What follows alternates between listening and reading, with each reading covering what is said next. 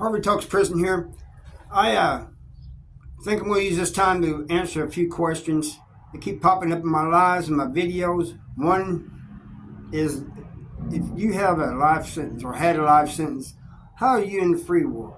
Well, I don't know about where everybody else is at, but in Missouri they got two types of life sentences. One is life with the possibility of parole, and one was life without. Life without, you're not getting out unless it's a miracle by God. So, possibility of parole, you have a possibility of getting out. That's just it. Possibility. And I finally got out after doing 29 years and having my sixth parole hearing. They finally decided to let me go. And that was after the families, representatives of the other side decided to stop coming up to the parole hearings. The second one is, doing 29 years in prison, how did you feel when you got out? Well, right before I got out, I had all these emotions. I was scared, I was excited, I was happy. It seemed like time, while I was waiting, time came to a standstill, and then all that. But I get out, it was just weird at first. I mean, it was just like surreal. Like I could not, whenever I walked outside the house, I felt like I was doing something wrong for a while, like I wasn't given permission, and it took me a while to get over that. Going into stores, I mean, there's just so much. There's even not counting that the prison canteen didn't have a whole lot compared to what's out here. Most of them did have a lot. Compared to out here, it's nothing. And even before I went to prison, I mean, there's so much new stuff out here as far as that. It was hard for me to make a choice. Like when I went to we all went to a drive-in, the first, fast food restaurant. I could not order. There's just so much stuff I was having trouble ordering. I finally just picked something that somebody else is having, and I did that for a long time. I still kind of do that sometimes. But I finally getting where I order my own stuff. There's things I like, and there's things I don't like so much, or things I would prefer. It's people you can't take being out here for granted. It is just amazing that we can just walk in and choose what we want. Even like on something like tobacco, there's just so many different options. Smoking, vaping, and all that. Drinks, so many different options. Food, I could not name all the options. So it's just amazing. You guys should really value that, and appreciate that. And somebody said, when you got out, did you have a lot of the prison mentality? I did, I remember, I told this story before, about somebody cutting in line, like at Walmart. I think it was a Walmart, and he didn't even realize he'd done it. But at first I didn't know that. I thought he was checking me, or trying to punk me out or something. Come find out, he didn't even know, So, but I reacted as if I was in prison. Then there was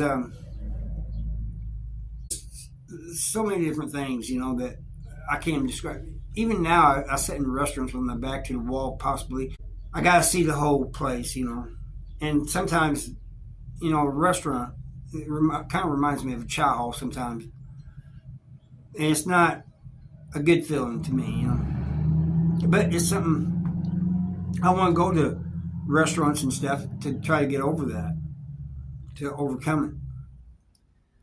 There's, I'm always seeing, this is the one thing I really hate.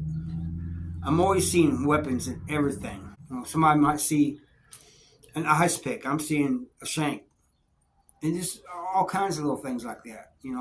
Letter openers. Even things that look harmless. I see weapons. And I really want to get over that. And to some degree I have. I still got a ways to go on that. I mean, and then another thing, when I see somebody that maybe I'm concerned about, I size up, analyze different situations, different scenarios go through my mind, which I think a lot of people, especially young people, spend too much time on. But at the same time, it makes communication a lot easier. If Before I went into prison, we had nothing but landlines, you know, and we had computers. You know, my grandmother had one and stuff, but it didn't have no internet. Now I can communicate with anybody around the world. Wherever I got a loved one or family, friends, or whatever, wherever they're at, I can talk to them. And yes, I could have done that with the phone too, but it's different now. What could happen, how I'm going to react, and all this and that.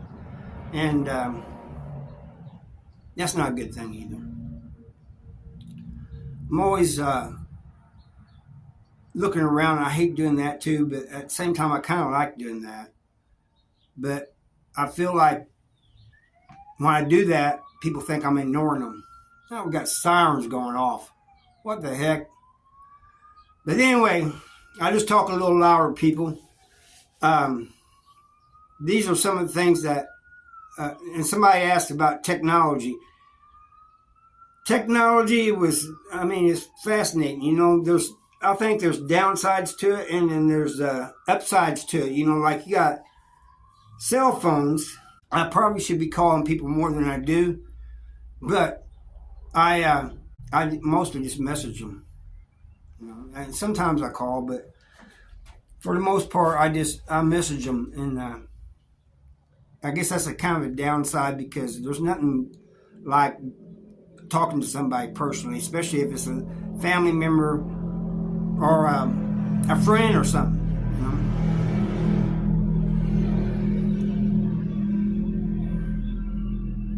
know? This is just getting crazy. I should have done this in the house, but anyway.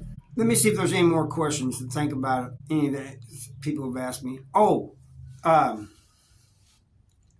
How do others react to being in prison? Well, usually when I tell them I've been in prison, they really don't react. You know, okay. Well, I'm glad you're out and doing well. You know, that's the reaction. Maybe sometimes there's one or two people that might be kind of taken aback. You know, I remember one lady one time, I can't imagine you ever being in prison. Well, I said, well, I was. But the biggest reaction I get is when I tell them I've done 29 years. That's usually their next question. How many years did you do? 29. That is what gets them. They're like, what? And they said, how long you been out? And, you know, I tell them how many years. You know, now it's been a little over 8 years. When I first tell them, they just can't believe it. Another question is, what did you go to prison for? And I've said this over and over,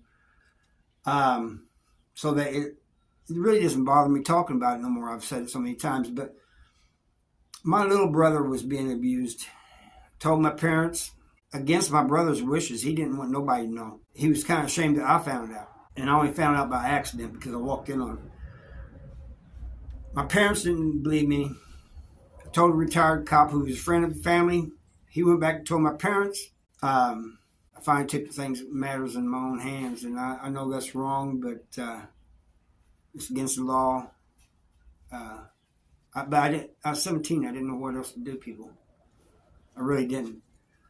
And it's nothing I'm proud of. I mean, I don't regret protecting my little brother, but what I did to protect him, I am not proud of it at all.